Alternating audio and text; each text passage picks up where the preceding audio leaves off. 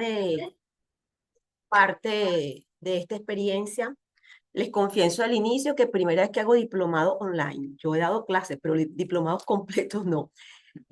Bueno, mi nombre es María Esperanza Moreno, como aparece acá en la presentación. Yo soy especialista en Derechos Humanos en la UCB. Tengo un poco todo de años de graduada de abogado, muchísimos más de lo que parecen. Este, Tengo estudios avanzados de Derecho de Familia del Niño y de la UCAP. Y soy jubilada de la Corte de Apelaciones de LOBNA. Eh, Pertenezco a la primera promoción de abogados, de jueces, que iniciamos el sistema penal de responsabilidad de los y las adolescentes en el año 2000. Estoy jubilada en este momento y me parece maravilloso que tanto la defensa pública como la Defensoría del Pueblo insistan en divulgar el sistema penal de responsabilidad de los y las adolescentes, porque de alguna manera ha tenido menos impacto que el aspecto de protección. El aspecto de protección está muy conocido, hay bastante información sobre eso, pero en relación al sistema penal de responsabilidad de los y las adolescentes, hay cada vez confusiones, falsas percepciones, erradas percepciones, de manera que es maravilloso que se insista en este tipo de diplomados sobre este tema. Bueno, fíjense, vamos a hablar de la doctrina de la protección integral del sistema penal de responsabilidades de las y los adolescentes.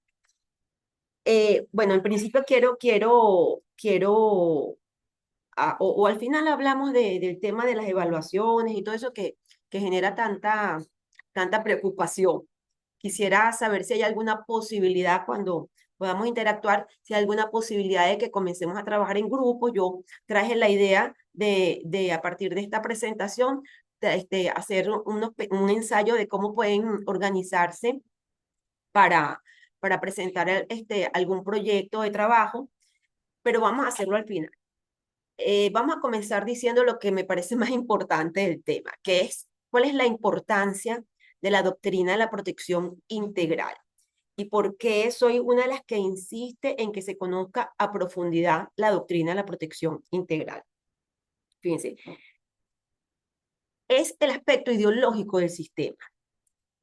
La verdad, yo soy de las que pienso que no es opcional conocerla, que es obligatorio conocer a profundidad la doctrina de la protección integral, porque es la que nos va a revelar la naturaleza, no solamente de la ley completa, sino del sistema penal de responsabilidad de los y las adolescentes.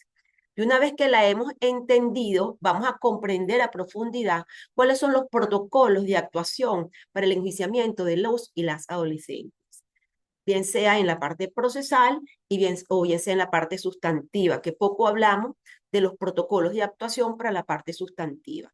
Entonces, esa es mi propuesta con mi participación en este tema, aun cuando soy jubilada, insisto en seguir conversando y profundizando lo más que se puedan estos asuntos. Entonces, esa es la idea, ese es y espero que, entre ustedes, el grupo y yo, tengamos, digamos, la misma propuesta, ¿no? Entender que conociendo la doctrina de la protección integral, podemos también profundizar sobre la naturaleza de la ley y podemos empoderarnos de la ley, porque mientras no conozcamos la ley y tengamos erradas percepciones y tengamos disidencias en cuanto a lo que significa el sistema, tanto penal como el de protección, no podemos realmente empoderarnos de la ley. Y eso es urgente, empoderarnos de la ley. Y es urgente, y es urgente entender que la doctrina de la protección integral es la que va a dar el paso, es la que va a enfrentar la defensa de los niños, niñas, adolescentes, bien sea en el sistema de protección, bien sea con el sistema penal, frente a esta nueva era que estamos viviendo, que tiene paradigmas desconcertantes como paradigma de digital y que tiene otros paradigmas que nos ayuda, como el paradigma de la doctrina de la protección integral. Mi idea al principio de este tema es un poco conocer toda la atmósfera de tópicos que tienen que ver con los niños y adolescentes y en especial que inciden como elementos de riesgo, como condicionantes criminológicos a los adolescentes. Y vamos a comenzar por hacer el análisis de algunos de estos aspectos. Ya va, que me ayuden aquí para pasar la pantalla. Ok, ok. Bueno, esta es la primera clase, la señaló como la doctrina de protección integral, un paradigma urgente en un mundo de desinformación, desafíos digitales y violencia generalizada. Los adolescentes de estos tiempos son realmente un nuevo ser humano. Nacieron en la era digital y no conocen otra cosa que la era digital. Y este es un tema complejo. Yo, en principio, quiero recomendarle la lectura de varios autores, digamos, para que lo desarrollen a nivel de información personal, no es obligatorio para la unidad. Uno es un autor, Wee Chung Han, es surcoreano.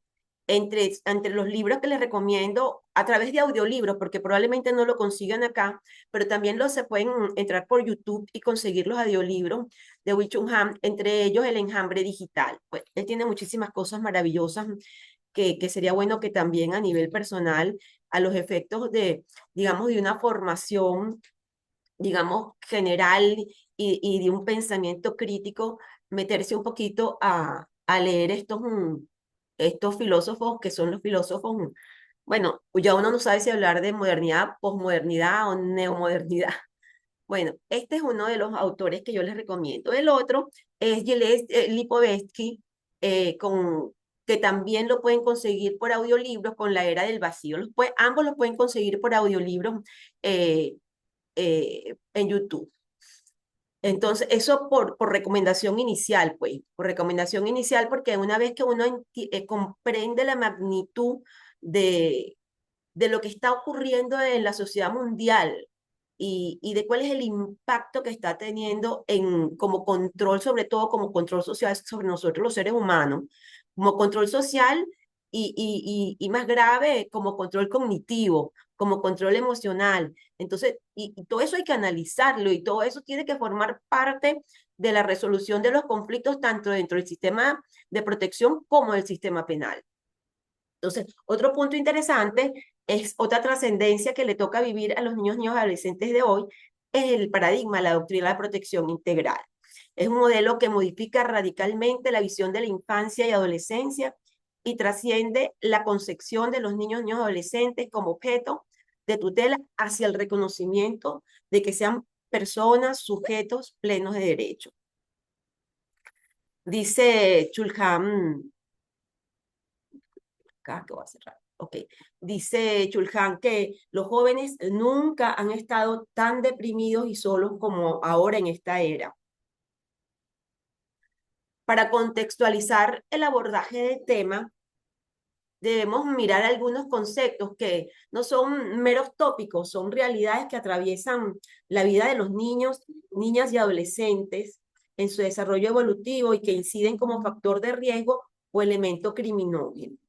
De esto, por favor, quisiera que ustedes luego, cuando se abra el micrófono, quisiera oír sus opiniones, quisiera que enriquecer un poco más.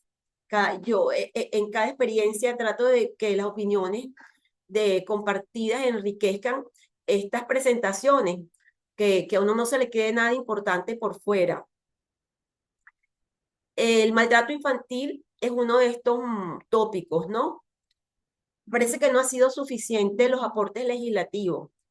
La LOMNA es una ley absolutamente avanzada y entre los artículos que por lo menos yo denoto como de gran importancia es el artículo 32A, que es el derecho al buen trato. Que, y es importante porque sabemos que todo muchacho maltratado termina siendo maltratador. Y ahí hay un estigma que uno sabe, es decir, por experiencias que es así.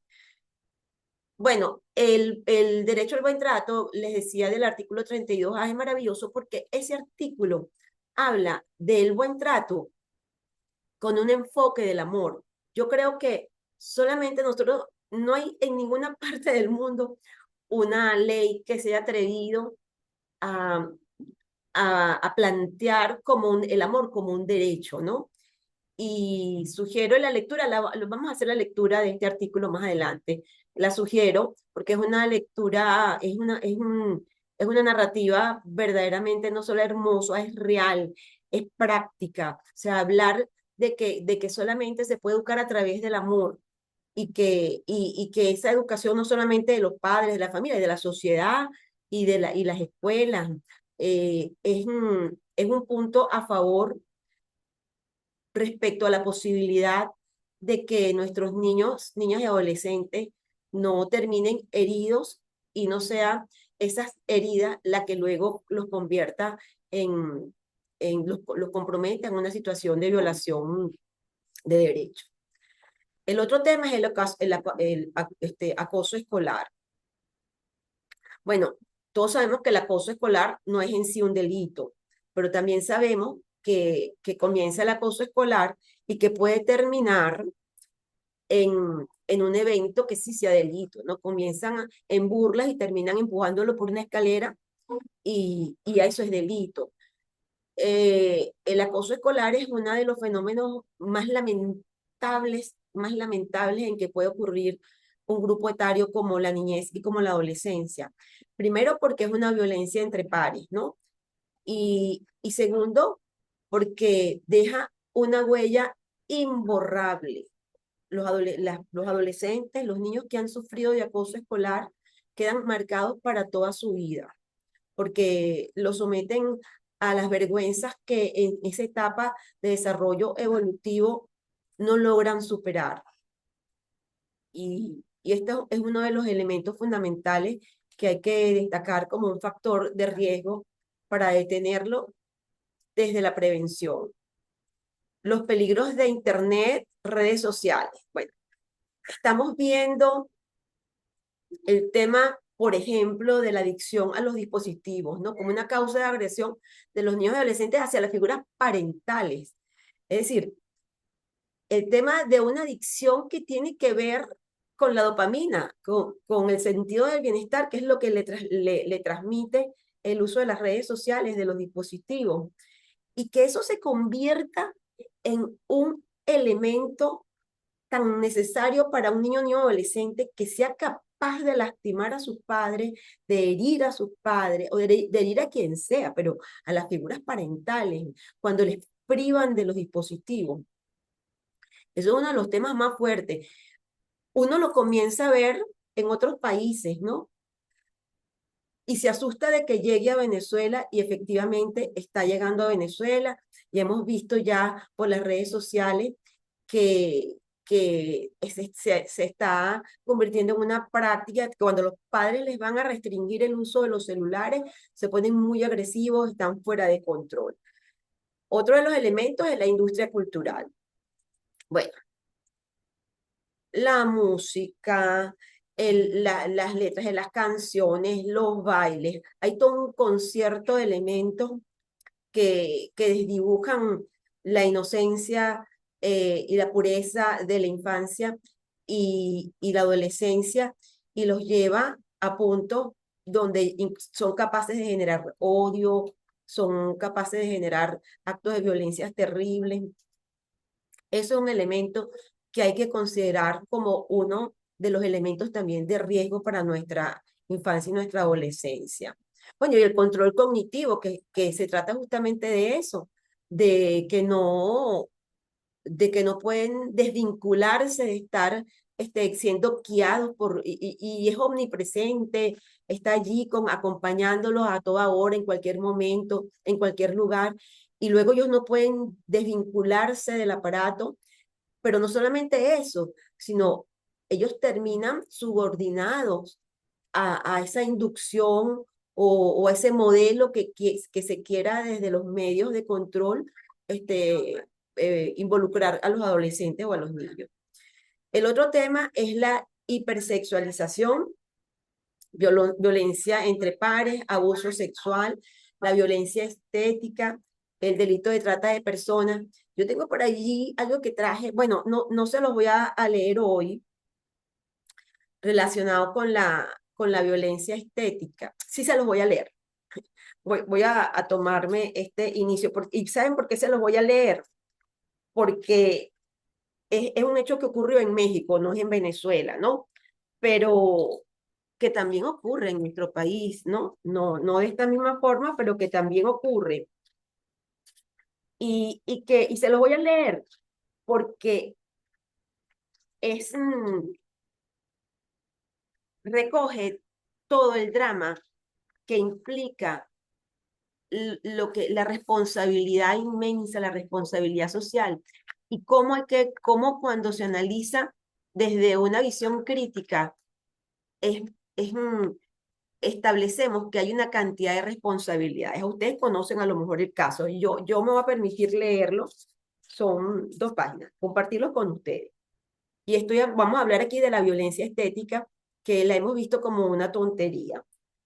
Paloma Nicola Arellano tenía 14 años, falleció este sábado, 20 de septiembre, en México, tras las complicaciones derivadas de una cirugía estética. Murió en una clínica privada de la capital, a consecuencia de una intervención quirúrgica para colocarles implantes mamarios. La madre consintió la operación, pero su padre no lo sabía, y fue hasta el día de entierro que se enteró de la cirugía. La madre decidió hacerle como regalo eso a su hija, de 14 años, y el padre le dijeron que era que tenía COVID y por eso se iban a alejar a esa ciudad un poco lejos y que no se iban a poder comunicar con él. Y él se entera el día que velan a la muchachita, que, que no, que fue que se murió, fue por una operación estética. Entonces, fíjense el análisis que hace esta mexicana, que debe ser periodista, se llama Mariana Valle. Lo esperado de esa edad es ocuparse de la escuela, de los amigos, de los descubrimientos propios de la edad.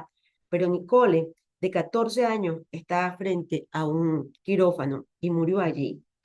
No podemos quedarnos solo con la superficie de la negligencia médica y de que el certificado, porque en el certificado le borraron que se había muerto por enfermedad y por la operación y pusieron que se había muerto por enfermedad. La muerte de Nicole, más que un fallo clínico, es la evidencia de un sistema social que funciona en conjunto para neutralizar la violencia estética, perdón, para naturalizar la violencia estética. La maquinaria que llevó a Nicole a la muerte tiene engranajes perfectamente articulados.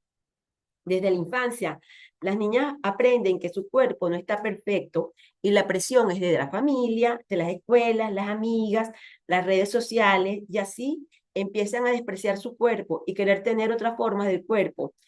Es un ecosistema donde todo es medible, corregible, evaluable y modificable. Cuando se mira en el espejo, cada filtro, cada comentario funciona como un recordatorio. Tu cuerpo debe mejorar y esa es la cultura. Eso no es inocente, es estructural. No es que Nicole decidiera operarse. Su deseo surge de una socialización profunda que antepone la perfección física a la vida misma. La industria estética no solamente vende cirugía, vende aceptación, vende felicidad y reconocimiento social. México está entre los países que realizan más operaciones estéticas del mundo. Cada imperfección se transforma en mercancía, en oportunidad de lucro. La inseguridad se monetiza, se normaliza, se impone como obligación. La industria moldea el deseo y crea dependencia emocional hacia la transformación del cuerpo. La familia, la madre en este caso, legitima la intervención, pero eso surge en un vacío. Padres y madres operan también bajo la presión cultural industrial, ceden y lo aceptan como si fuera un cuidado para los hijos. La sociedad ha transferido la autoridad moral de la vida de una niña de 14 años por la aceptación de belleza y éxito. La responsabilidad es individual, pero el fenómeno es social. La negligencia institucional permite que un médico pueda operar a una menor sin supervisión, sin consentimiento de su padre. La clínica carece de protocolos de emergencia para operar operaciones estéticas. Nadie lo supervisó. La ley existió, pero falló su aplicación. La protección de la infancia entonces quedó subordinada a la inercia institucional. No hay control ni sanción sobre quienes se lucran con la inseguridad.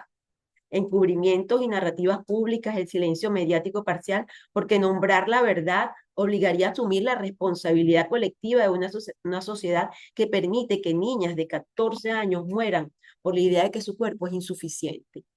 La maquinaria funciona así, cultura que insta la inseguridad, que la monetiza, familia atrapada, que valida y permite operarse, el encubrimiento, cada engranaje potencializa el siguiente. Nicole no solamente fue víctima de un cirujano que diseña, normaliza y justifica la violencia estética desde la infancia. Podemos hablar de libre decisión a los 14 años cuando hay un entramado social que legitima la intervención de una niña sobre su cuerpo. Eso no es libertad, eso es violencia. Y eso es lo que ocurre no solamente en una intervención quirúrgica, es violencia colocar a un niño de 5 a 6 años a que tenga que pensar sobre si por ejemplo, si su sexualidad coincide con lo que la naturaleza le dio. O sea, los destruyes. Eso es violencia. Poner la hipersexualidad es violencia. Convertir a un niño que se vista, que se arregle, que baile y que empiece a percibir aspectos de una sexualidad que no le corresponde. O sea, eso es violencia. Sigo. Bueno, dice, bueno, Nicole está en cada adolescente que se odia frente al espejo, en cada niña que se mide con filtros irreales, en cada padre o madre que cede creyendo que cuida a su hijo. Nicole murió en Durango, México, pero su caso es el espejo de una sociedad, de una humanidad que cree en esto. La mató un sistema familiar condicionado por la presión social y cultural, y yo agrego, y por el control social de los medios digitales. La mató un sistema médico que permitió la cirugía. La mató una sociedad que convierte la vida en algo negociable y la belleza en una obligación. Dice al final, no basta en indignarlo, hay que dejar de repetir que eso es una elección personal. Cuando las decisiones están moldeadas por una máquina que normaliza el odio al propio cuerpo. Tenemos que abrir la conversación en cada casa, en cada escuela, en los medios, preguntarnos cómo educamos sobre el cuerpo y el propio valor, reflexionar sobre los mensajes que damos muchas veces sin darnos cuenta. Hay que mirar frente a la máquina silenciosa, potente y estructural que destruye nuestra infancia. Y el dolor de Nicole nos obliga, porque si otra niña muere, no puede ser negligencia, sino complicidad social. Nicole tenía 14 años. Su nombre no debería estar en la lista de niñas que nunca descubrieron que sus cuerpos eran perfectos desde el inicio. Así termina la reflexión. Las comparto porque son cosas muy duras que nosotros como sociedad todavía no le hemos visto la cara a Venezuela, no le hemos visto de frente la cara verdaderamente a la magnitud de lo que nos estamos enfrentando con la era digital. Pero esto, ciertamente, lo que ocurrió en México, ocurre aquí. Yo recuerdo a amigas que le regalaron a sus hijas por los 15 años esa operación.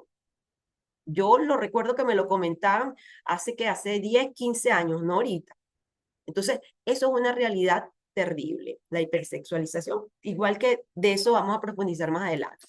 Bueno, otros de los tópicos, el terrorismo, el crimen organizado transnacional, pues que ha reclutado, y nosotros lo sabemos por experiencia acá, que han reclutado adolescentes que llevaron a Colombia para entrenarlos a que vinieran aquí a quemar calles, etcétera. El cambio climático o la nueva sociedad climática, las sanciones económicas que generan migraciones forzadas, y me detengo aquí a hablar del tema de maternar a distancia, ¿no? Eso tiene que estar dejando también una impronta en los niños y adolescentes que se quedan en manos de sus abuelas o de otros familiares para que las madres o los padres salgan a otros países a tratar bueno, de mejorar las situaciones económicas, porque tenemos un bloqueo para que pueda llevar algo distinto de apoyo económico a los hijos. Bueno, eso es maternar desde la distancia. Maternar desde la distancia, inclusive, es otro fenómeno de la sociedad del cansancio, otra propuesta de lectura que les hago de Chulham. Esa,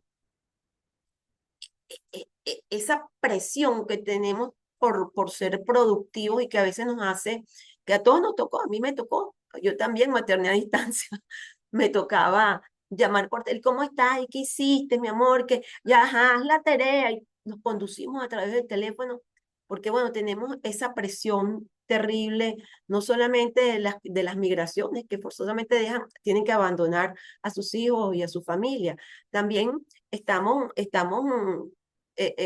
viviendo momentos que nos obligan que nos obligan, y yo diría que a veces sin ninguna necesidad, a tener una capacidad productiva o a sentirnos que si no somos altamente productivos, vamos a quedar despejados fuera de la historia y resulta que muchas veces eso nos ha llevado a ejercer la paternidad y la maternidad de una manera que, que es fallida, pues. Los conflictos armados, las guerras convencionales y cognitivas, los genocidios, la exterminación étnica. O sea, esta es una generación que está mirando lo que ocurre en casa con los niños con esas muertes terribles y que a veces son ordenadas específicamente a la categoría de la infancia. El abandono, la soledad, las adicciones, el miedo, la rebeldía, la exclusión social, la glorificación del estilo, del narcoestilo de vida. Esas niñas que ahora quieren parecerse a las chicas de la mafia, que son lindas, que tienen carros, que tienen ropa bonita. Eso destruye también un concepto de valores, ¿no?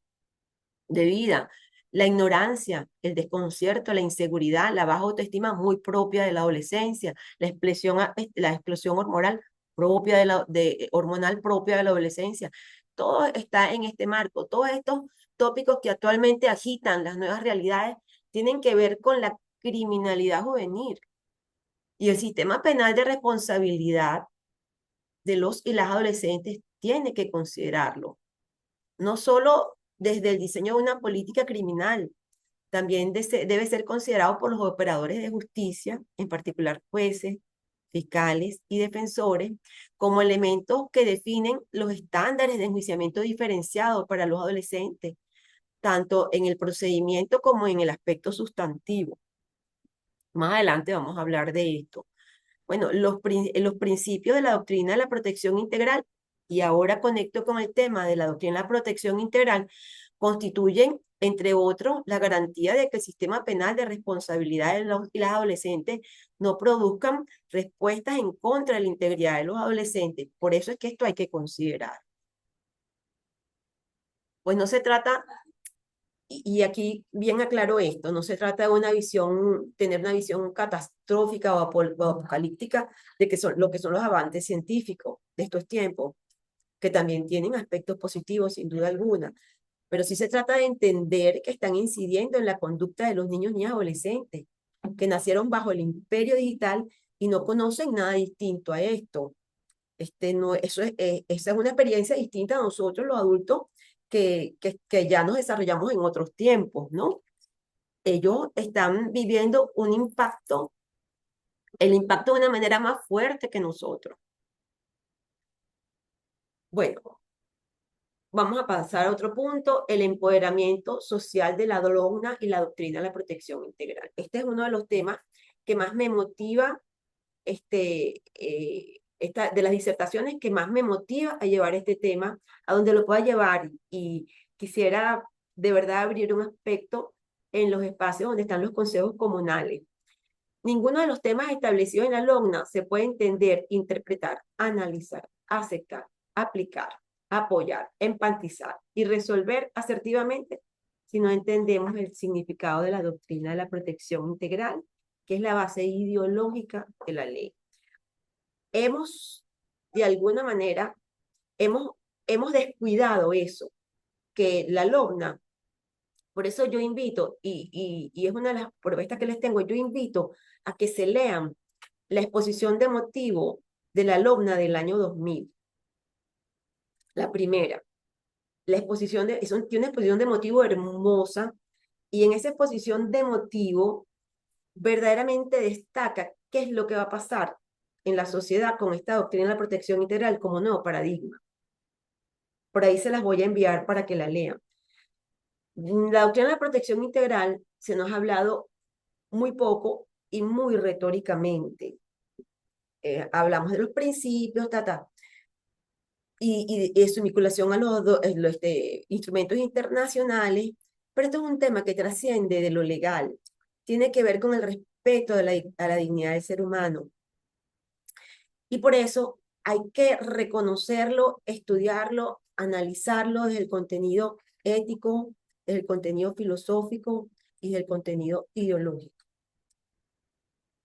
Cuando avancemos en esto, nos vamos a dar cuenta de que efectivamente el impacto de la doctrina de la protección integral es mucho más certero que a tal punto que de otra manera no podemos desarrollar la ley. No podemos, no solamente no podemos tener el empoderamiento, que no la podemos desarrollar si no la entendemos desde ese espacio.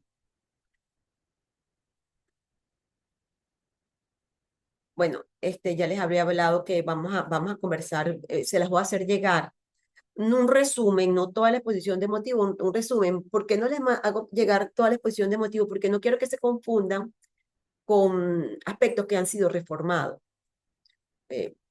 Tiene dos reformas la LOMNA. En el año, hace 25, ya tenemos 25 años de vigencia de la LOMNA, y en medio de ese concepto estamos apenas descubriendo la existencia del sistema penal de responsabilidad de los y las adolescentes. De manera que ahí hay una deuda pendiente. ¿Pero por qué? Porque el verdadero cambio que propone la doctrina, la protección integral, como le decía, no es solo legal, es cultural, es filosófico, ético y estructural.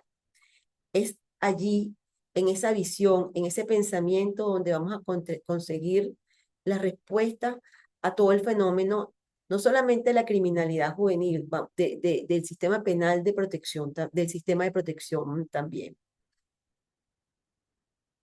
Ahora, antes de entrar en el tratamiento histórico que se le ha dado a la infancia, yo quisiera escuchar si hay algún comentario de lo que he dicho hasta este momento.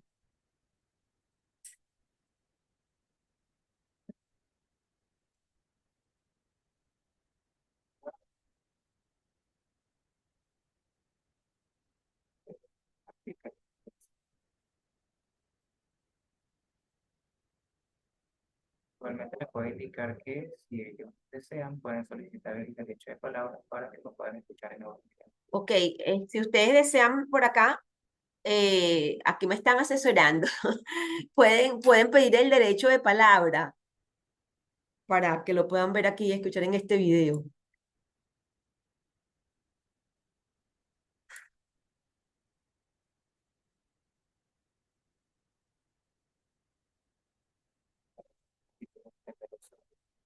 Ah, Escrito, excelente, excelente. Saludando desde distintas partes del país, Santa Rafa de Apure, eh, Guariana Guatire, Yaracuy, este, Ay, qué bueno que estén desde distintas partes. Fíjense que yo hubiera querido, si yo esto lo hubiera hecho presencialmente, lo primero que hago es tratar de conocerlos a todos. Pero bueno, esta es otra lógica. El tema online es otra lógica. y se van a estar el profesor, usted va a enviar las láminas al grupo para apreciarlas con más detenimiento y detalle, por favor. Sí, sí, no se preocupen por eso. No solamente voy a enviar las láminas, sino que saben lo que vamos a hacer. Vamos a abrir un grupo para poder relacionarnos en cuanto a los temas, cualquier duda que tengan y cualquier apoyo que requieran y para establecer cuáles son los trabajos, cómo los vamos a hacer, etcétera, cómo se van a organizar ustedes en grupo, etcétera.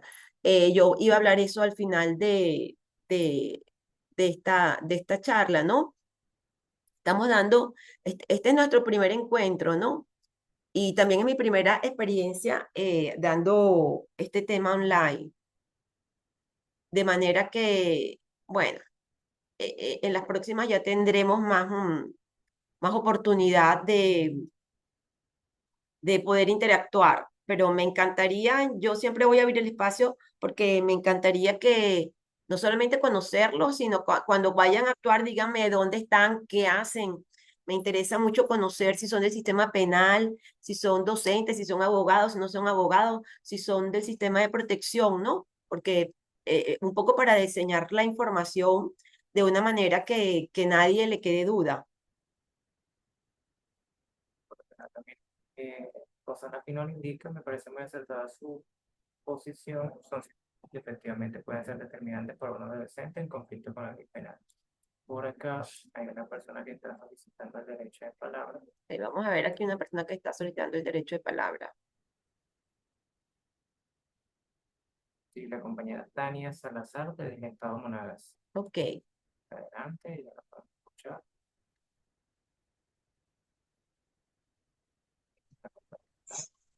ok, ok, ya la podemos escuchar si quiere. Sí, bueno, bendecida tarde, Gracias. profesora. El Señor le bendiga grandemente y todos los Amén. presentes por acá.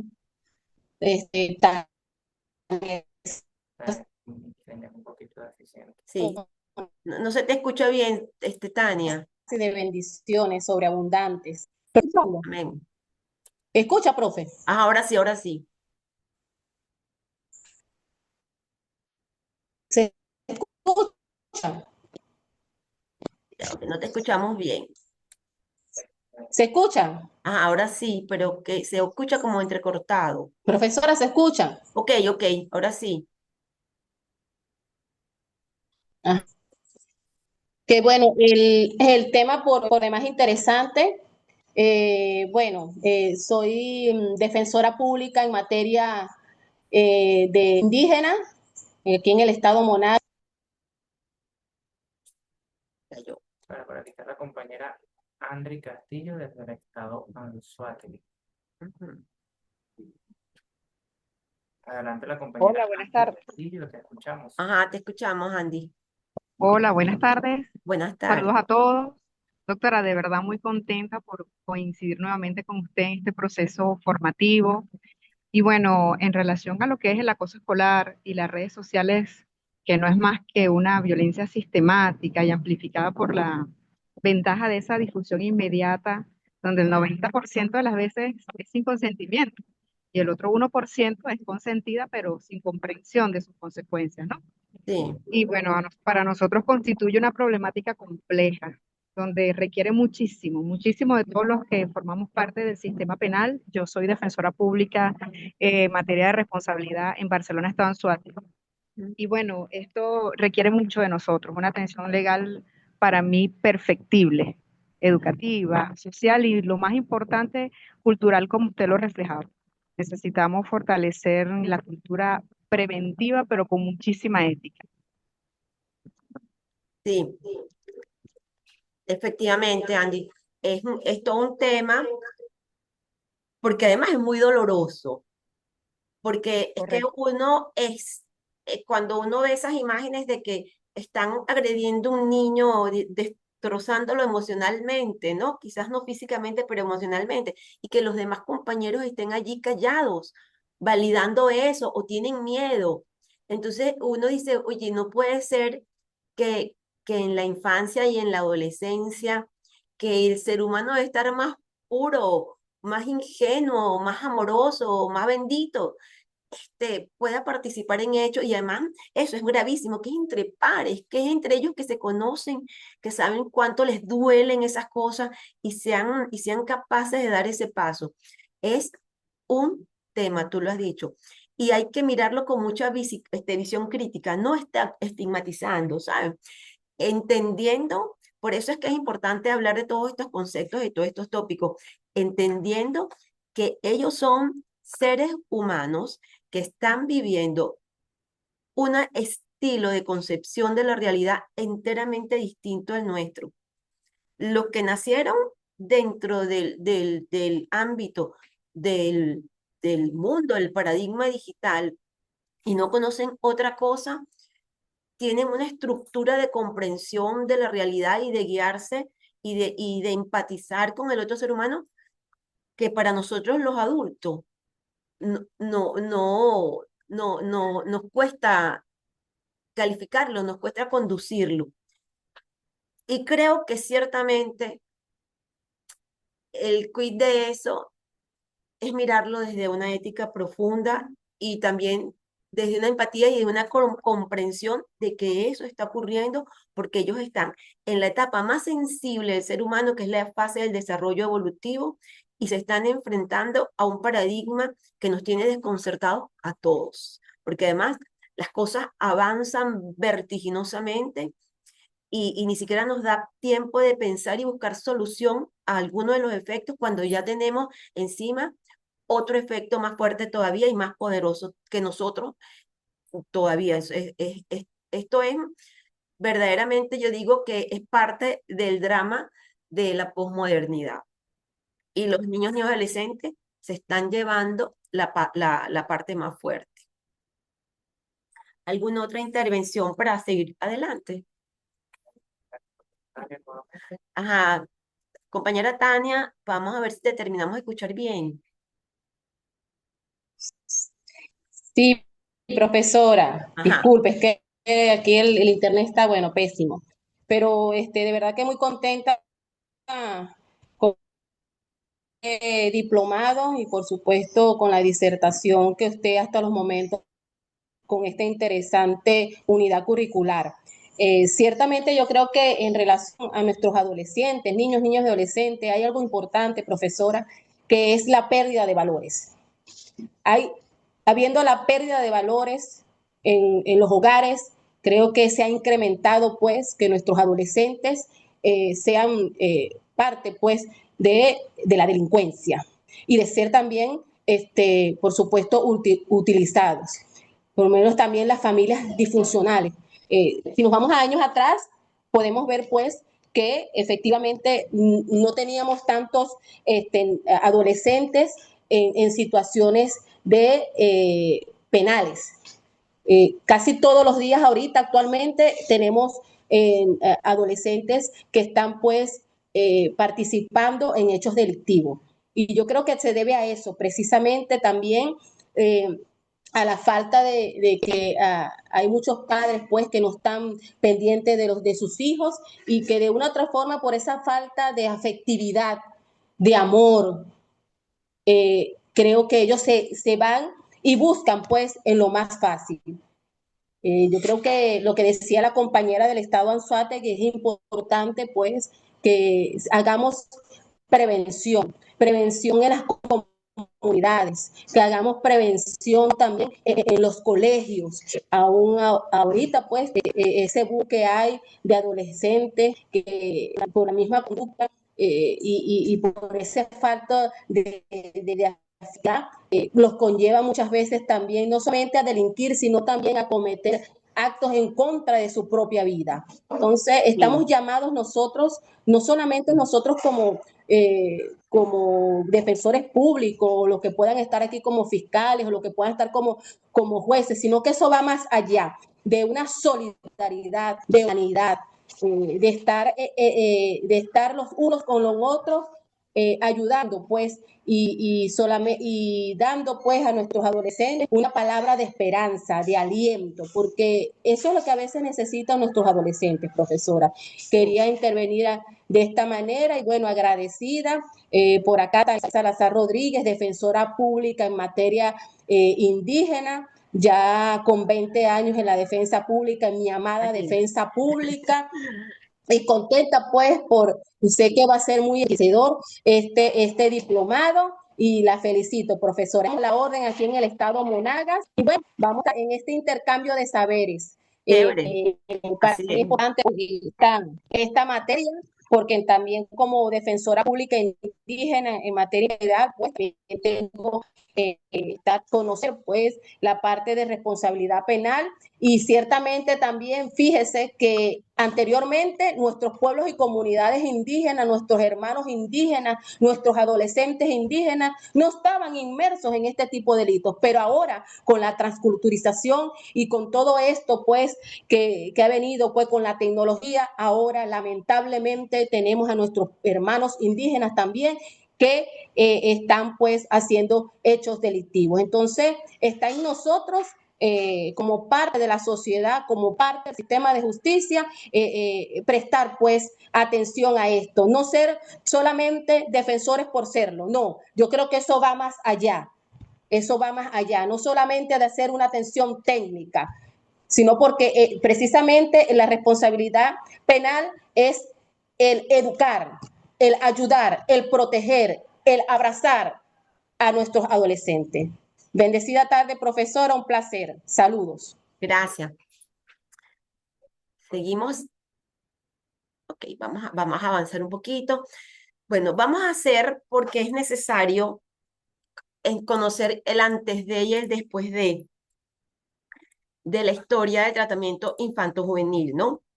Y es importante saber esto, ¿no? Porque una vez consciente de todo lo que se ha vivido en la historia de la humanidad y cómo hemos venido reivindicando derechos para los adolescentes, niños y adolescentes, y que es reciente, es de una data muy reciente. La protección de la infancia es una concepción moderna vinculado a los avances sociales, científicos y legales. Su reconocimiento permitió derechos y atenciones específicas. Antes de este reconocimiento, la visión medieval, por ejemplo, y renacentista, decían que eran adultos en miniatura. Y en esa época había una alta mortalidad infantil. Si ustedes ven los cuadros de la época, los grandes autores, los niños se veían como de verdad como adultos en miniatura, eran pintados así. Bueno, los avances de la educación, la psicología y la psicología científica, bueno, han transformado la percepción social. Ya no se consideran adultos incompletos, sino sujetos con necesidades propias, desarrollándose pilares éticos y legales como la Convención sobre los Derechos del Niño, ¿no? Que es un instrumento fundamental en el reconocimiento de la doctrina de la protección integral por su carácter vinculante. Fíjense que eh, realmente la prioridad del tema de la Convención sobre los Derechos del Niño, no porque antes de la Convención no hubiéramos tenido a nivel internacional otros instrumentos específicos para la infancia y la adolescencia que rescataran sus derechos. El tema es que no eran de carácter vinculante. Cuando la convención se convierte en un instrumento de carácter vinculante y hace que todos los países, los ordenamientos jurídicos que lo suscriben, se planteen, digamos, responsabilizados de modificar sus legislaciones en función de la doctrina de la protección integral, que tiene el inmenso mérito de haber reconocido que los niños y adolescentes son sujetos de derecho, ¿no?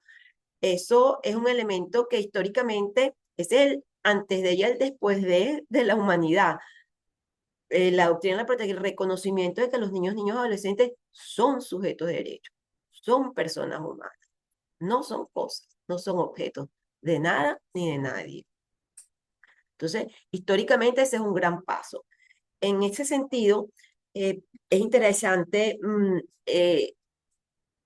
entender la relación que hay entre la doctrina de la protección integral, la Convención Internacional sobre los Derechos del Niño y la Ley Orgánica para la Protección de Niños y Adolescentes. Porque la Convención sobre los Derechos del Niño justamente está basada ideológicamente en la doctrina de la protección integral. Entonces, Venezuela, al igual que todos los países del mundo, eso fue una convención, el instrumento internacional más ratificado del planeta es la convención, salvo Estados Unidos, que no ratificó la convención. Es el único país que hasta ahora no ha ratificado la convención. Bueno, la vinculación entre la ley orgánica para la protección de niños y adolescentes es que esa es una ley que nace de las obligaciones que contrajimos como Estado una vez que firmamos la convención. Y la convención, a su vez, tiene como elemento ideológico la doctrina de la protección integral. Allí está esa conexión que no debemos perder de vista. El 20 de noviembre del año 1989, la Asamblea General de las Naciones Unidas aprueba la Convención Internacional sobre los Derechos del Niño o la Convención sobre los Derechos del Niño, hacía 36 años. Y conjuntamente con otras declaraciones de los derechos de los niños, niños y adolescentes, constituye los instrumentos que forman parte de la doctrina de la protección integral. En 1990, Venezuela ratifica la convención y el 1 de abril de 2000 ya entra en vigencia la LOMNA con reforma parcial. Es importante que sepan que tenemos dos reformas parciales, la del año 2007 y la del año 2015, que se produce en el 2015 una nueva reforma y en esta reforma es que se incluye una modificación sobre el sistema penal de responsabilidad de los y las adolescentes.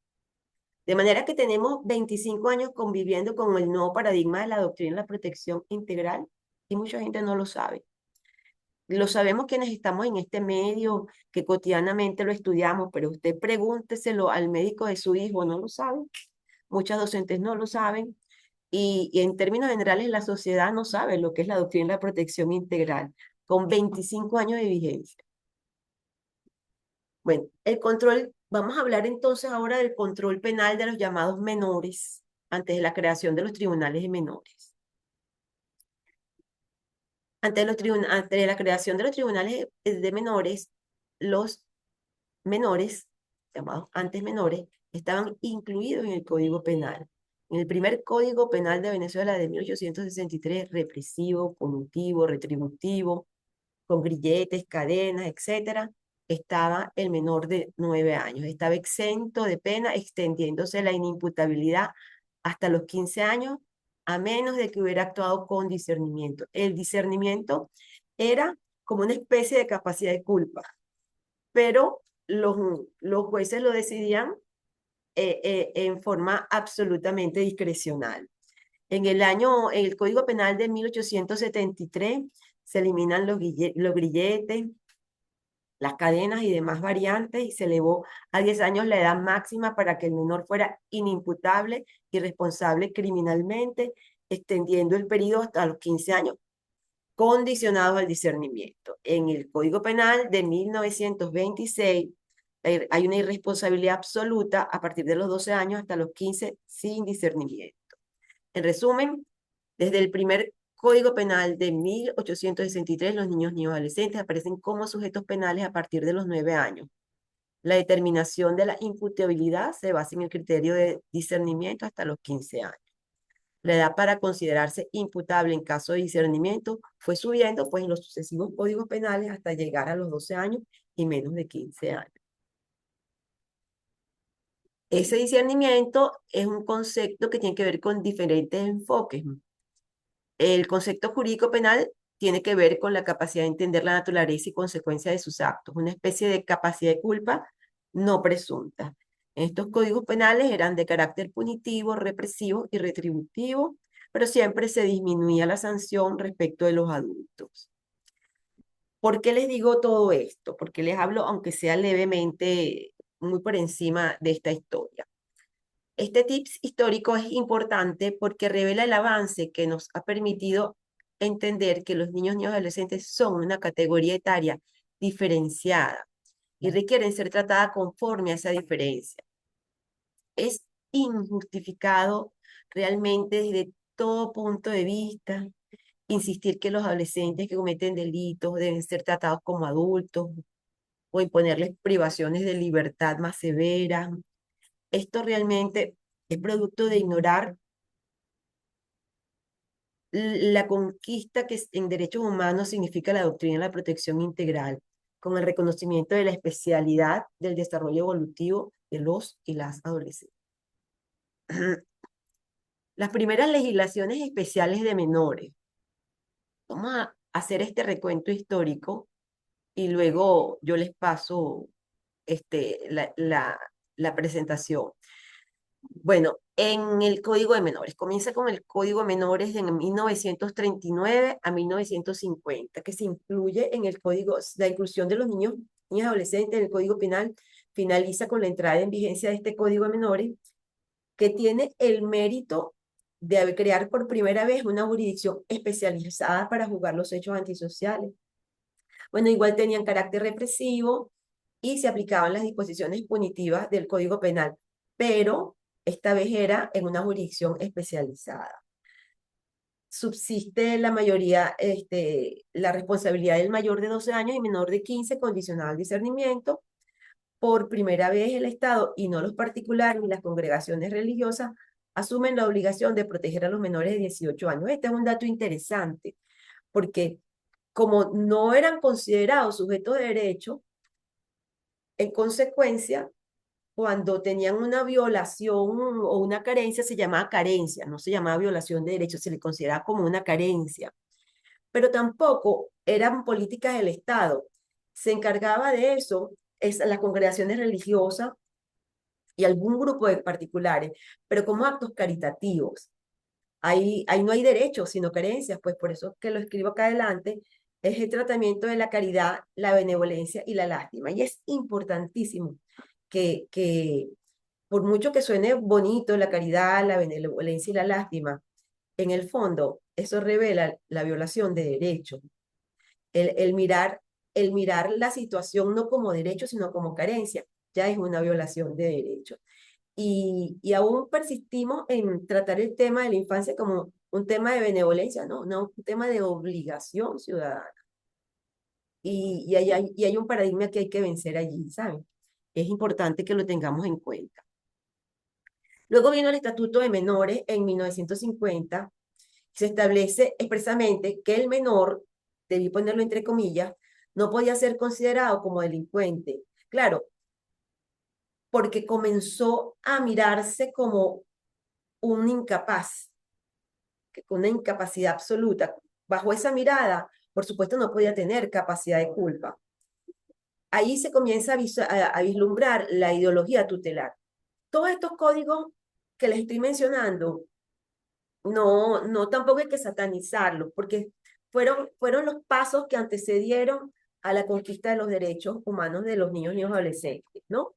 Y en cada código había un paso que los acercaba más. Luego viene la Ley Tutelar del Menor, 1980 y año 2000, que es la LOMNA, la que deroga la Ley Tutelar del Menor. La Ley Tutelar del Menor es la que vamos a analizar porque es la que ya sí materializa el tema de la doctrina de la situación irregular.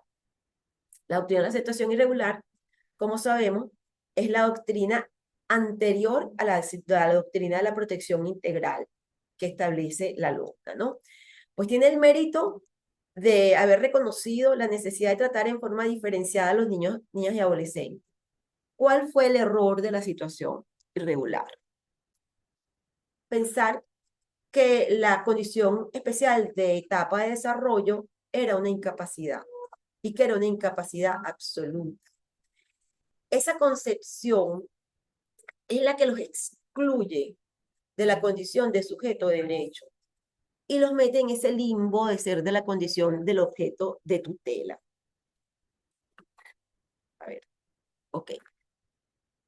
La Ley Orgánica para la Protección de Niños y Adolescentes, basada en la doctrina de la protección integral, dice, bueno, no, la condición especial de desarrollo de los niños y adolescentes no es una incapacidad absoluta, es simplemente una fase del desarrollo evolutivo y están en esa etapa de ir cada vez entrenándose y conociendo más y desarrollándose más orgánica, biológicamente y socialmente para poder llegar a una capacidad plena. Considera que los niños y adolescentes son sujetos de derecho, que la condición de etapa de desarrollo no los incapacita y no se les puede excluir como sujeto de derecho, y se crea, entre otras cosas, el sistema penal de responsabilidad de los adolescentes, que dicho sea de paso, debemos entender que una de las razones por las cuales no hemos profundizado lo suficiente en el sistema es porque es novedoso. El ordenamiento jurídico venezolano nunca tuvo un sistema penal de responsabilidad de los y las adolescentes especializado. Los metimos en el Código Penal, los montamos en los códigos que antecede a la LOMNA y de los cuales comenté, pero nunca tuvimos un sistema penal de responsabilidad de los adolescentes especializados. Esto no tiene precedente en nuestro ordenamiento jurídico. Por eso es terrible que además no se estudie lo suficientemente profundo. Tenemos 25 años apenas con este sistema. Vamos a hablar, estoy aquí controlando el tiempo porque quiero, vamos a hablar de la situación irregular versus doctrina de la protección integral y terminado este tema, vamos a reflexionar, vamos a ver un poquito sus opiniones sobre lo que hemos venido hablando y vamos a hablar sobre la idea de dos trabajitos que quiero que hagan. Ok, vamos entonces a profundizar más sobre la situación irregular, doctrina de la situación irregular, que es la doctrina que acompañó a la ley tutelar del menor. La especial etapa de desarrollo de los niños, niñas, adolescentes llamados menores se consideraba, como antes le dije, una incapacidad absoluta por ausencia de raciocinio, es decir, capacidad de razonar. Los incapacitan y en consecuencia se les excluye de la condición de sujeto, es decir, de sujeto social, de persona. Y nace con esto un tema que se puede denominar perfectamente como adultocentrismo. Se crea una terrible práctica de abuso de poder, de atropello, de violencia, de discriminación, de negación de derechos humanos para los niños y adolescentes que ya se habían conquistado por el mundo adulto. El estatus de objeto de tutela deriva en definitiva, que se decía que era un estatus sui generis. Bueno, ese estatus sui generis, en definitiva, deriva en una forma de poder omnímodo, o sea, plenipotenciario por parte del mundo adulto, no solamente por parte de los jueces, que los jueces tenían plena y absoluta competencia para resolver cualquier categoría tutelar, es en realidad sobre toda la sociedad. Criterio, este criterio, el criterio de la situación irregular, no es un criterio totalmente radicado. Muchos sectores de la sociedad todavía creen, por simplificarlo, en una expresión que muchacho no es él, que es la expresión que más, que más significa lo que la ley tutelar del menor. Bueno, la privación de libertad. Los jueces de menores tenían amplias facultades discrecionales para resolver tres categorías tutelares: la de abandono, la de riesgo y el infractor de la ley. Y cualquiera de esas categorías podía terminar en la misma decisión. Se tomaban medidas de internamiento en albergues de menores. Esas medidas de internamiento eran privaciones de libertad. Entraban en un albergue de menores por una orden de un juez y no podían salir de allí sin la orden de un juez. Eso eran privaciones de libertad de alguna manera enmascarada, sin juicio justo. Y además, cualquiera que fuera la categoría, si fuera que los padres los abandonaron, si los maltrataban, si los padres no los querían abandonar, pero no tenían dinero con qué mantenerlo, cualquiera, o que se tratara de un niño, niña, adolescente que hubiera cometido una circunstancia implicada como hecho punible, cualquiera de las circunstancias podían terminar con la misma medida de internamiento y en el mismo albergue de menores y con el mismo estilo de juicio. De manera que no había ninguna diferenciación entre cualquiera de las categorías. Por supuesto, este modelo ideológico es violatorio de derechos humanos, pero se acoge y se legaliza con la ley tutelar del menor. Se convierte en un modelo cultural. ¿Por qué? Porque lo decía la ley. O sea, no había nadie que se dedicara a disertar sobre esto, ¿no? Simplemente lo decía la ley. Yo recuerdo cuando estaba recién entrada en vigencia la LOMNA del año 2000, que muchos casos que uno recibía eran casos que venían de la ley tutelar del menor, ¿no?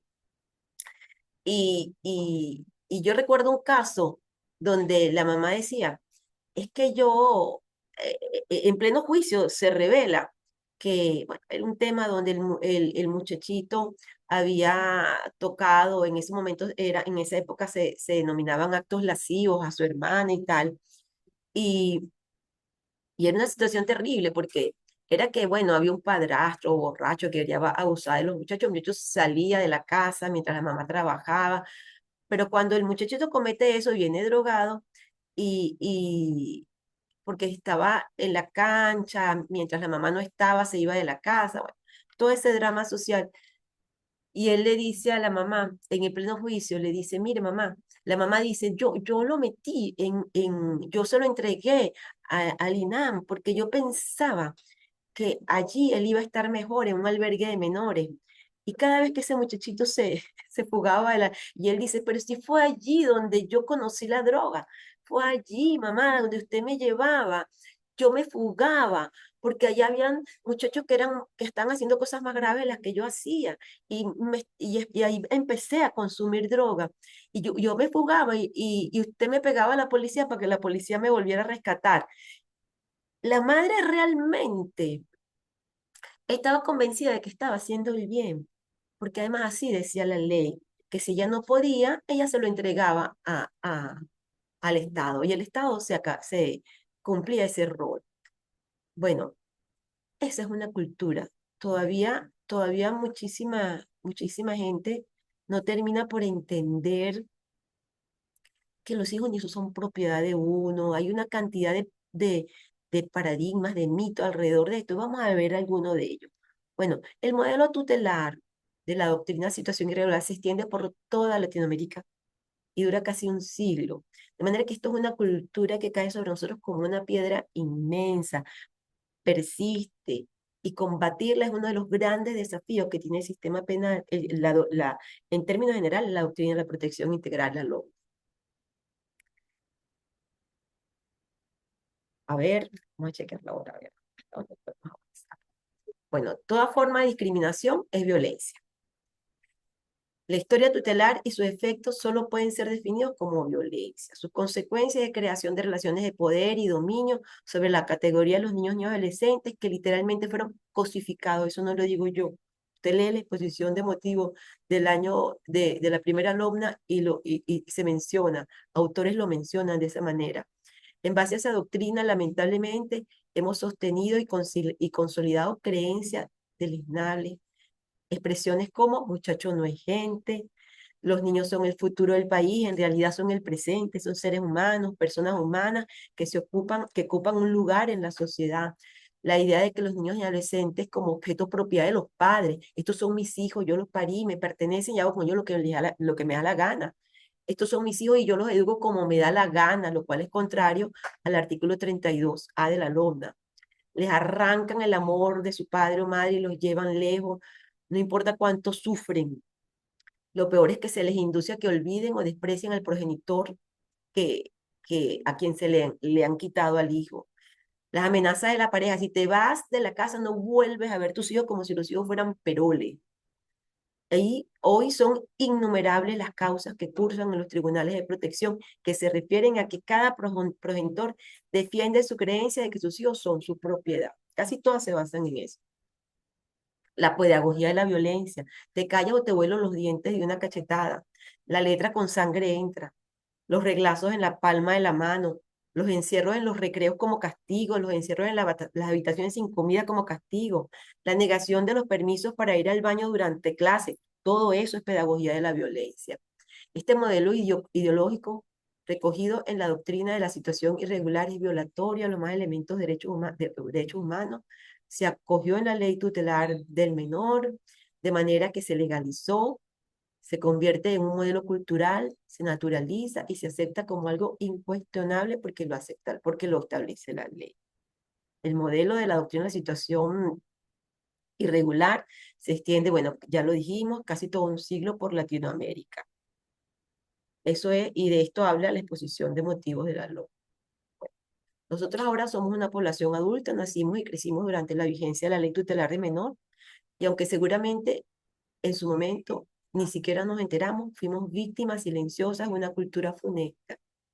Y digo funesta pues porque caracterizó violaciones de derechos humanos, discriminación y abuso de poder. La tendencia a invisibilizar el agravio de la violencia que hemos sufrido generaciones enteras atrapadas en ordenamiento jurídico tutelar que aceptamos como algo normal, ha llegado al lamentable punto de ignorar la trascendente conquista lograda por la doctrina de la protección integral. Por eso hay que decir que éramos infelices y no lo sabíamos. voy a leer el artículo 32A, el derecho al buen trato.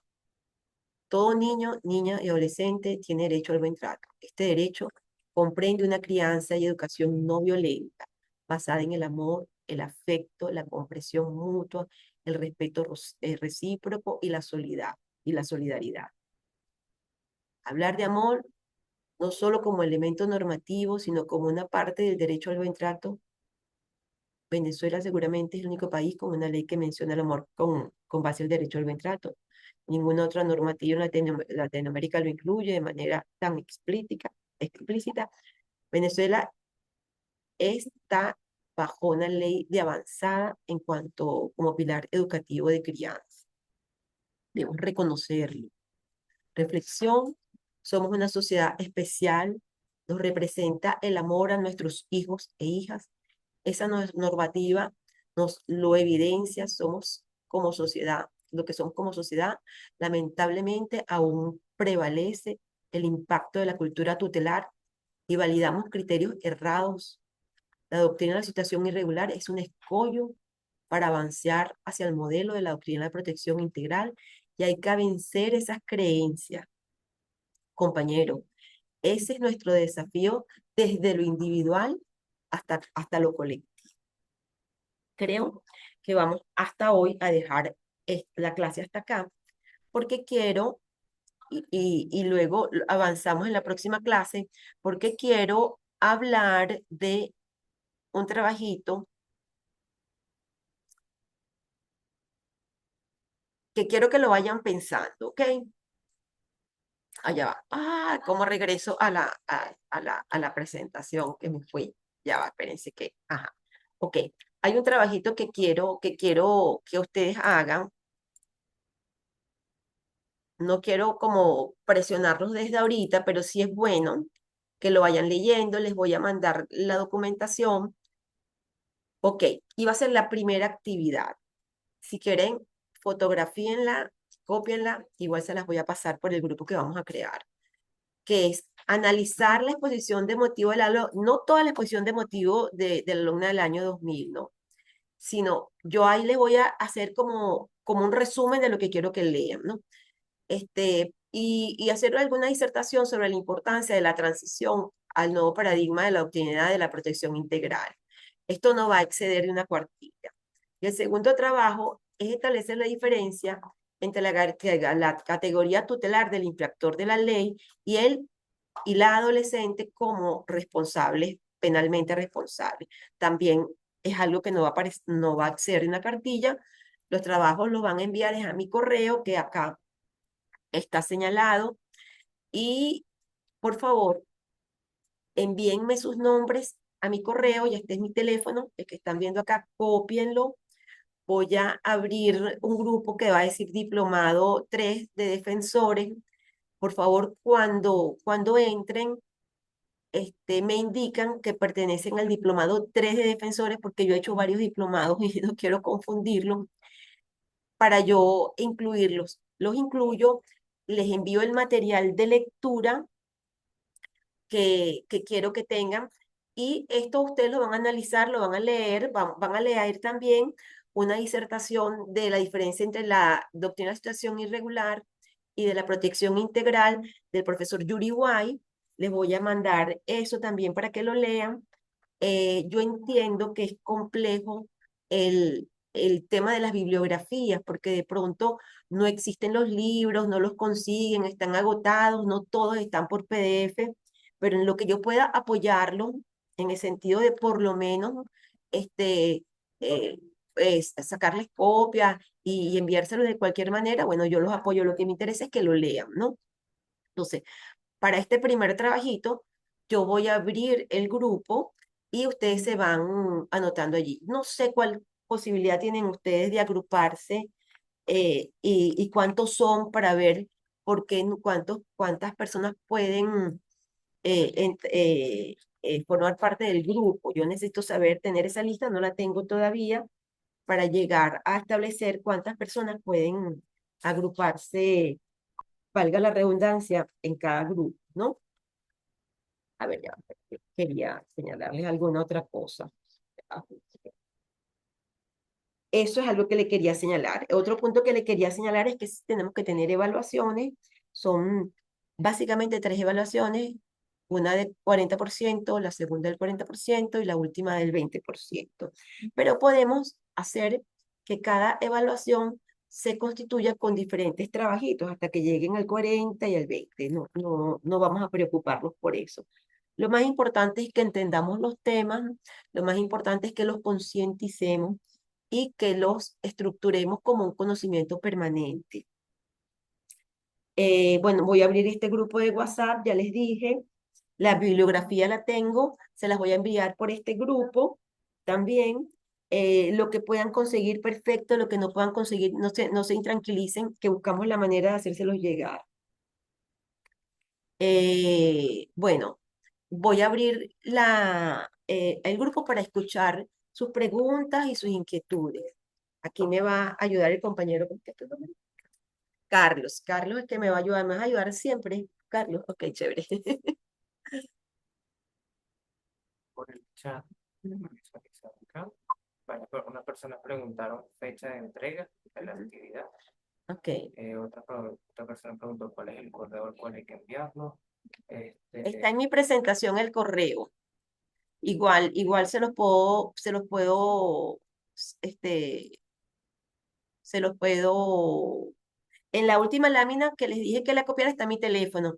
Miren, mi correo es mi nombre completo, está en mi presentación, quizás no se ve bien porque yo creo que también sale como en la letra, no sale en negra, en las letras en negro.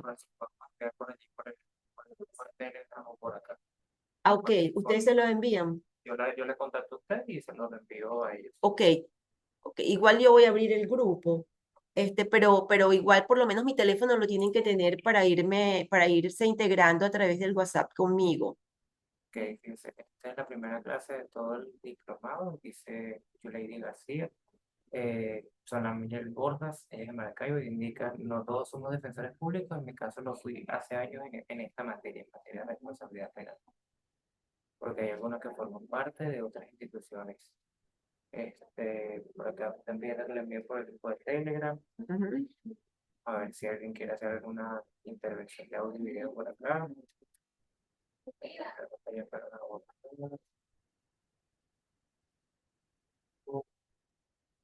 Aquí también Ok, cuando ¿cuándo tienen que entregar el trabajo? Primero el trabajo no lo pueden hacer hasta que no les llegue el material y el material se los tengo que enviar yo, ¿no?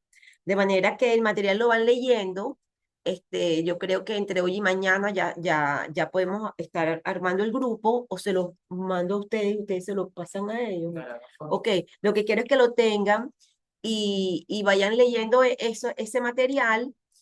Uno es la exposición de motivo, oigan, de la alumna del año 2000, súper importante, ahí se lo puse en el encabezamiento, que sepan que esa es una ley que ha tenido dos reformas.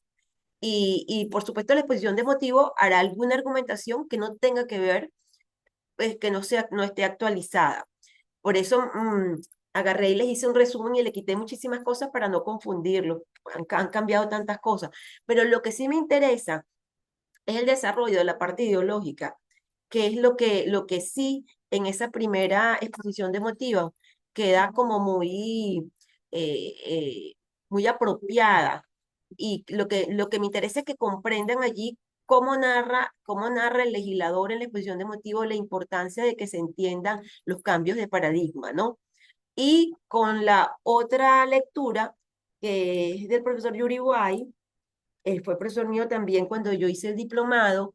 Es un texto, creo que es el primer libro que se publica, que publica la UCAP, que hacía esas jornadas anualmente. Yo tengo varias publicaciones también, yo hice como 3 o 4 publicaciones que fui invitada por la UCAP y sobre el tema de los niños y adolescentes. Y en este caso se trata de la primera publicación. Y entonces, como había como más sensibilidad con el tema, porque era muy novedoso, este profesor hace una delimitación bastante clara entre los dos paradigmas y qué es lo que sucede, ese gran salto entre cuando se trataban los adolescentes que cometían delitos, cómo se trataban durante la situación irregular y cómo se tratan ahora durante la doctrina de la protección integral, que es lo que quiero que ustedes establezcan esa diferencia. Ese primer trabajo, que yo quisiera que lo organizáramos por grupo. No tengo en este momento los mecanismos de hacer esa agrupación yo. Ustedes permítanme ver un poco la lista que no la he recibido para ver más o menos cómo se pueden agrupar. Y yo me imagino que ustedes, como viven en diferentes partes del territorio nacional, también se agruparán por las personas que tengan más cerca. Eh, y saber, porque en última instancia hacerlo informe individual, pero no sé cuántos son, ¿no? Y eso no lo he determinado, ¿no? Entonces, un poco en base a eso, por eso no se angustien de cuándo es la entrega del trabajo, lo que me interesa es que lo lean, hagan la disertación. Si como primera experiencia no se toma como evaluación, no importa, no se toma como evaluación, pero podemos discutir la disertación acá en la próxima clase. Por acá pregunta que si la actividad puede ser individual, otros sugieren que no podemos agrupar por estado, dependiendo también. Ok, Eh, por acá, por acá hay unas personas que estaban preguntando qué días serían las clases. Acá se les puede aclarar que son todos los todos los miércoles, miércoles, el sí. horario de 3 de la tarde, Ujú, a las 6:15, salvo que la sí. profesora culmine antes de Sí, dicho puedo horario. terminar un poquito antes, Exacto. o, o, o podemos organizarnos. Claro, que yo no quiero que todo se transcurra hablando yo sola, sino que yo también quiero escucharlos, ¿no? Eso es lo que va a transformar el tiempo que dure en cada clase. Claro, aquí, por ejemplo, puede ver varios de los participantes que tienen sus cámaras activas. Ujú. Este, por acá hay uno que indica, yo creo que individual es mejor, otro dice sí, por favor, algunos se nos hace más fácil individual. Para esa sugerencia. Eh, ajá, vamos a ver qué más escriben. Sí, individual es más fácil de pronto para ustedes, pero para mí no, porque si son 60 trabajos que tengo que Ahorita en corregir. este momento hay 152 conectados en la presentación. Imagínense, ahorita tenemos 152 conectados, pues, me hace muy difícil revisar 152 trabajos. Seguimos leyendo acá, por favor. Acá siguen solicitando su correo y su número de teléfono. El número de teléfono está publicado en la presentación de la proposición. Vamos a abrir la presentación para que vean el número de teléfono y el correo. En la primera página y la última es donde sale el correo. Vamos a ver la última parte. Después de esta. Ujú, creo que después de... Ajá.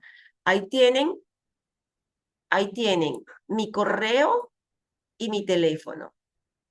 Por favor, tomen los datos.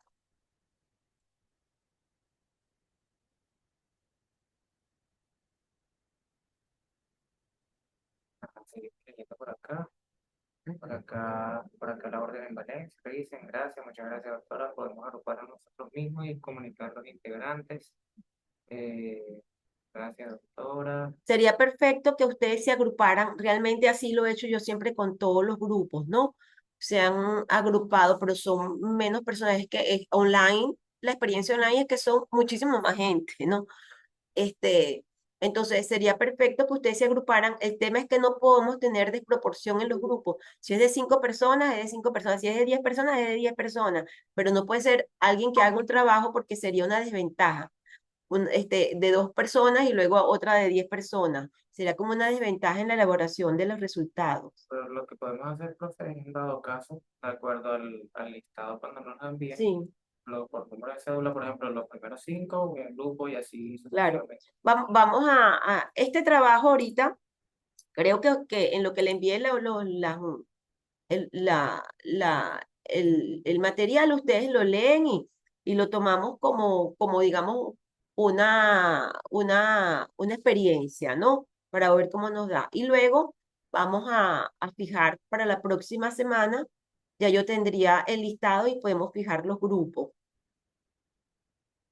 Ahora, los que quieran trabajar individualmente, lo que pasa es que es el tema, ¿no? O sea, son 150. Y además que para algunos será más difícil porque va a serlo solo que otros que van a poderse repartir las competencias en los trabajos. ¿Ok? ¿Alguna? Acá Miren, todo lo que me vayan a decir, díganmelo por mi WhatsApp. Ya yo les puse el teléfono del WhatsApp.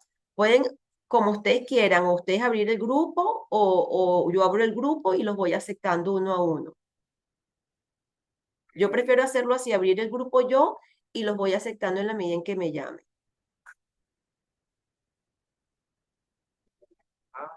Es más difícil en grupo que solo, pregunta Beatriz Planes. Yo creo que por este mismo método online, donde quiera que estén, inclusive pueden agrupar, hacer el trabajo, ¿no? No necesariamente tienen que ser reuniones personales. Y yo creo que siempre va a ser más fácil que se distribuyan las competencias de trabajo que hacer todo el trabajo una sola persona. Por acá me indican perfecto lo del grupo que conforma la profesora. Buenas tardes, de Barquisimeto. Me parece bien que usted cree el grupo. Soy del estado de La Guaira. Si hay alguien interesado, tal. Quisiera saber el tiempo del diplomado. Preguntan ellos. Ah, ok. Me ¿Cuándo responderá. termina? Ese dato no los tengo yo. No tengo esos datos de cuándo terminan. Son 3 unidades, ¿no? Y cada unidad debe tener por lo menos unas 7 u 8 intervenciones. Bueno, cuando nos envíe No, no, no, de la no, Escuela no, no. Nacional de Derecho, Claro, eso ya es la parte administrativa de la Escuela de Derechos Humanos.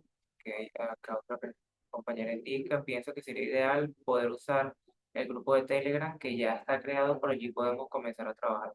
Ah, pues Sin sí, me embargo, tendrían que incluir a mí por el grupo puede de ser Telegram. de las dos formas, si usted quiere tener su propio grupo No, con no, pero ella, si hay un grupo creado, claro, problema. ustedes me incluyen en el grupo de Telegram y por esa vía yo empiezo a pasar las cosas también. Ok,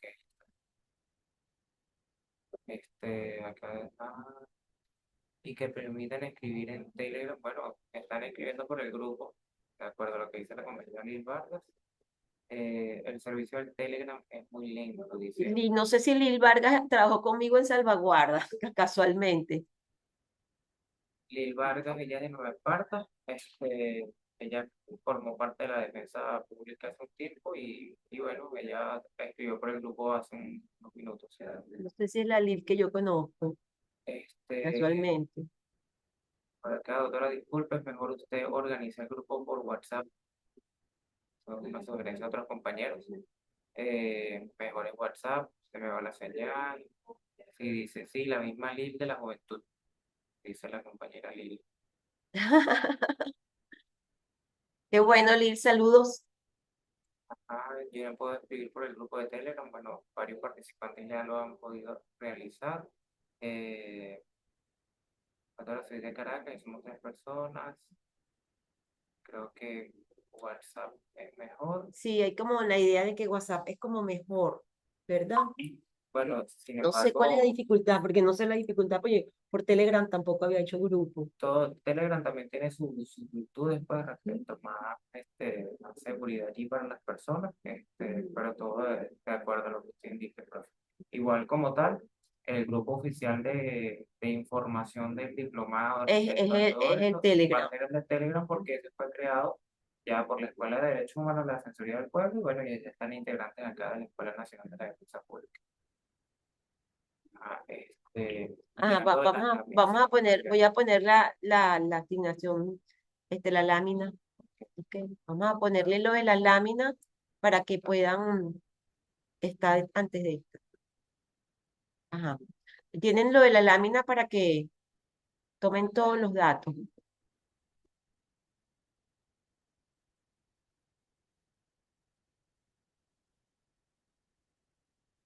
Igual puedes fotografiarlo y pasárselo por Sí, Telegram. yo lo fotografié y está fácil. ¿Y quién me incluiría por el grupo para yo, por lo menos provisionalmente, Bueno, yo le agrego y claro, para yo enviarles lo que a ti te pasó pasarle por Telegram ese material que te pasaron, y me lo pasas también a mí. escribirle a los canjes que nos pasen los participantes lo que es esta diapositiva. Ok, perfecto, perfecto. Bueno, ya me están empezando a mandar mensajes, pero miren, por favor, cuando me envíen el mensaje, díganme que son del diplomado 3, porque si no se me hace un pastel. Bueno, es que técnicamente es la primera corte online. ¿Sí? Viene siendo el tercero como tal general, pero esta Ajá, la primera corte online. sería la distinción que tiene Ok, esta. tiene razón él, que él me dice que pongan que es la corte online, que son la primera corte online. Bueno, tenemos que... Aquí tengo la asistencia, se la Ujú. voy a pasar a usted y Ok, le explico del horario. ok, perfecto. Ya me van a pasar la asistencia para que yo los tenga en cuenta. Bueno, me toma de imprevisto cómo agruparlos y me toma de imprevisto cuál es que es más fácil, si seguir con Telegram o crear un WhatsApp. Ambas cosas me toman de imprevisto, por favor, denme chance de pensarlo todo. Aquí ya me están mandando los datos para demasiada gente. Sí, es demasiada gente. Bueno, tengo que atender, ya ahora me asesoras para hacerlo de un solo y meterlos Ok, todos en un solo grupo. sí. Bueno, si tenemos todo claro, ya, alguna otra cosa que tengan duda, ya les llegó. La profesora está en la diapositiva y hay algunos participantes que creo que no lo han Sí, visto está allí, todavía. está allí. De cualquier forma, por el Telegram pueden también obtener la información que necesiten en cuanto a mi conferencia, etcétera. Chévere, bueno, por lo que indique, profe. Bueno, me voy a despedir cordialmente de ustedes. Hoy es el primer encuentro online la primera corte online, así que, bueno, tenemos que saber organizarnos para que estos encuentros sean lo más productivos, no generen tensiones y todos puedan estar tranquilos en su participación y en su preocupación por la evaluación. Casi siempre la evaluación va a ser trabajitos que sean de una cuartilla, no cosas tan largas, así que no se angustien tanto por eso. La idea es estar seguro y tener la certeza de que la información ha llegado y ha llegado adecuadamente.